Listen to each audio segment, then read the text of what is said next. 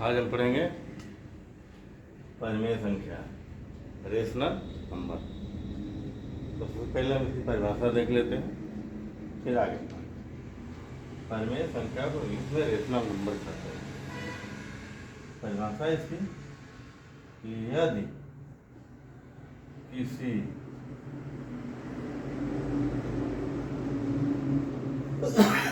संख्या में दो कंडीशन होते हैं। पहला हो गया, यदि किसी संख्या में अंश और हर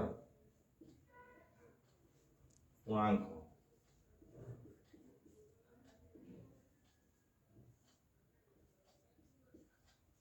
तथा दूसरा कंडीशन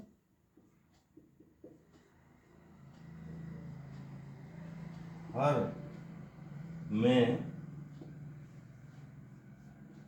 शून्य न हो।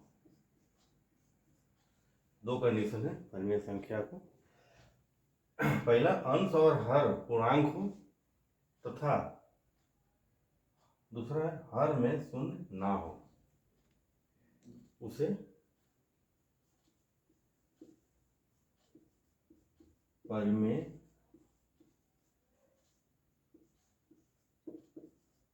संख्या या रेशनल नंबर कहते हैं। ये बात आपको एकदम स्पष्ट होनी चाहिए कि परिमेय संख्या ये कि यदि किसी संख्या में अंश और हर पूर्णांक हो तथा हर में शून्य न हो, उसे परिमेय संख्या कहते हैं। अब अंश और हर क्या है? जैसे मान लीजिए किसी भी, जैसे 1/2 हो गया, इसको अंश कहते हैं और इसको हर कहते हैं। तो कह रहा है कि अंश और हर पूर्णांक हो, यानी कि ये संख्या दोनों क्या होना चाहिए? पूर्णांक, इंटीजर होना चाहिए। और दूसरा कह रहा है कि हर में शून्य ना हो। ये चीज जैसे मान लीजिए 1 यहाँ 0, ये नहीं होना चाहिए, ये न हो, उसे क्या कहते हैं? परिमेय संख्या कहते हैं। अब इसको उदाहरण के साथ समझते हैं। परिमेय संख्या को आगे बढ़ने से पहले थोड़ा इंटीजर देख लेते हैं। इंटीजर क्या होता है? इंटीजर पूर्णांक। पूर्णांक संख्या क्या होती है? जैसे हाँ मान लीजिए 0 बना दिए, 0 से आगे बढ़ते हैं 1 2 3 4 5 6 अनंत तक, और 0 से इधर बढ़ेंगे तो क्या होगा? -1 -2 -3 -4 -5। यहाँ ये चीजों का, यानी कि 0 से जितने भी पॉजिटिव, जितने भी संख्याएं, धनात्मक संख्याएं, ऋणात्मक संख्याएं और शून्य, इन सारों को क्या कहते हैं? इंटीजर्स कहते हैं। अब आते हैं एग्जाम्पल, उदाहरण पे आते हैं। परिमेय संख्या का उदाहरण पे आते हैं। यहाँ देखिए, जैसे मान लीजिए 2/7, ये परिमेय संख्या है कि नहीं है, इसको जानने के लिए यहाँ पे तो पहला कंडीशन ये है पहला कंडीशन, अंश और हर क्या हो? पूर्णांक हो। अंश ये है, क्या है?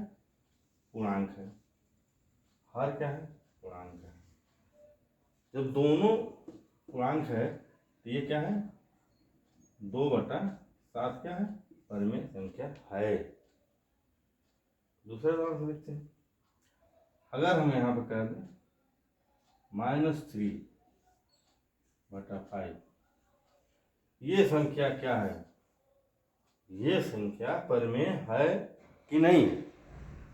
इसके लिए देखिए, देखिए यहाँ पे जो बोल रहा है क्या, पूर्णांक बोल रहा है कि पर अंश और हर दोनों क्या हो, पूर्णांक हो। तो यहाँ देखिए पूर्णांक है, ये पूर्णांक, तो -3 यहाँ और ये 5 दोनों क्या होगा, यानी कि ये भी परिमेय संख्या है। तीसरा उदाहरण देखते हैं। अगर मान लीजिए इसे 5 को कौन सी संख्या है, परिमेय संख्या है कि नहीं।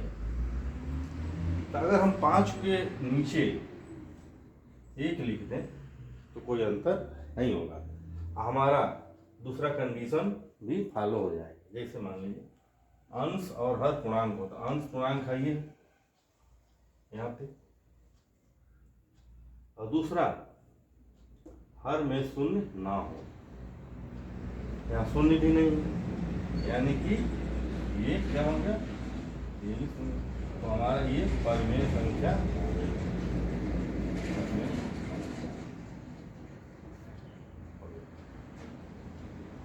और ये अगर हर में शून्य न हो तो होगा, शून्य है।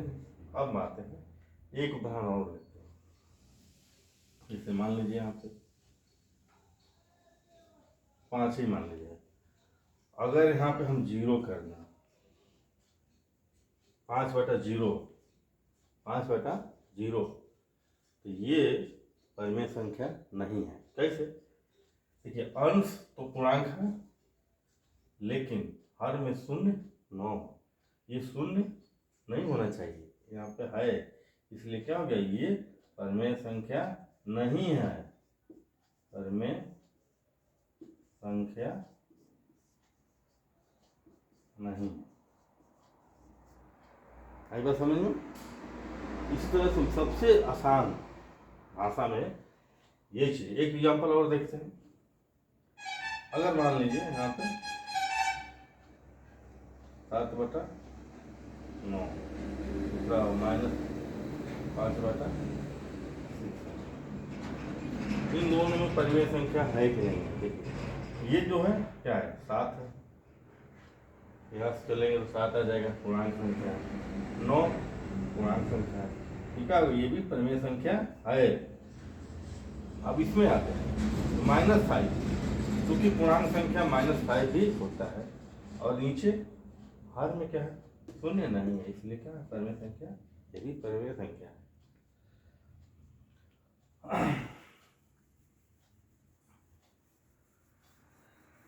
अब आते हैं अपरिमेय संख्या, आता है अपरिमेय संख्या। अब आएंगे अपरिमेय संख्या, अपरिमेय संख्या, इसको कहते हैं इरेशनल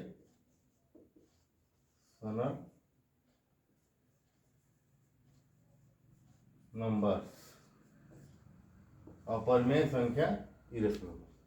अब देखिए चूंकि नाम से ही ज्ञात है कि अपरिमेय, परिमेय का अपरिमेय, यानी ठीक परिमेय का उल्टा जो होगा वो अपरिमेय संख्या होगा। अब देखते हैं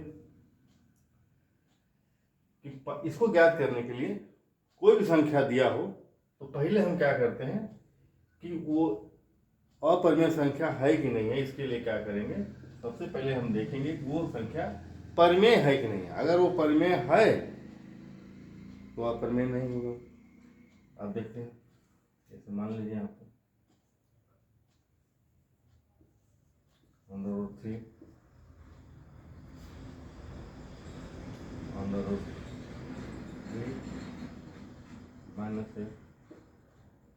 -1 अरे इसमें देखिए ये परिमेय संख्या नहीं है। अगर मान लीजिए इसमें 1/2, 1/2 क्या है, क्योंकि ये परिमेय संख्या है, क्योंकि यह क्या है, पूर्णांक है, नीचे भी पूर्णांक है, ये परिमेय हो गया। अपरिमेय तो जो ये से इसमें पूर्णांक क्या है, नहीं है, तो ये अपरिमेय हो जाएगा, ये भी अपरिमेय हो जाएगा। तो ये रहा परिमेय और अपरिमेय संख्या। मेरे ख्याल से आपको समझ में आएगा।